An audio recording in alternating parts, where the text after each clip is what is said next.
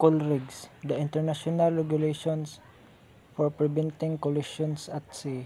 List of contents. Introduction. What is COLRIGS? Key element of COLRIGS. Rules of COLRIGS. Why COLRIGS is important. Maritime incident investigation. Introduction. COLRIGS is the international regulation for preventing collisions at sea, established by IMO.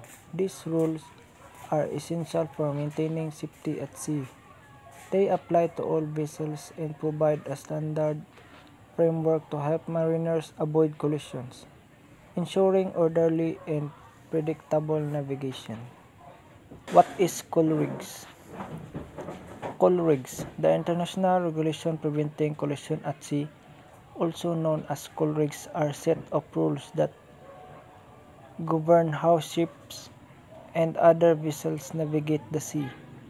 COLRIGS are published by the International Maritime Organization or IMO and are derived from the Convention on the International Regulations for Preventing Collision at Sea, also known as Collision Regulation of 1960. The five major key elements of COLRIGS.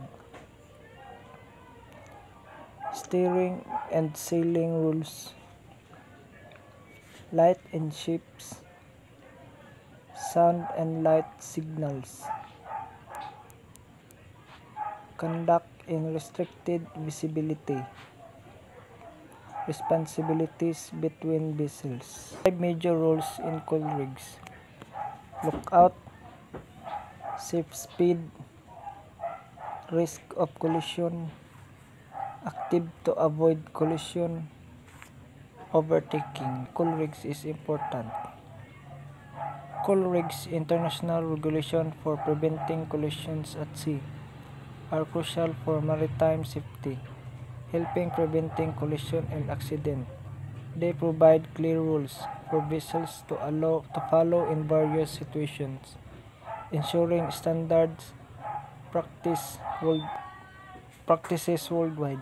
By defining responsibilities and action in different scenarios, COLRIGS support safe and efficient navigation, especially in busy or restricted waters. This regulation also creates a global legal framework, promoting cooperation between nations and improving maritime safety overall. Marine accident investigation. Maritime accident investigation is the process of examining incidents at sea, such as collision, grounding, or fires, to determine their causes and improve safety.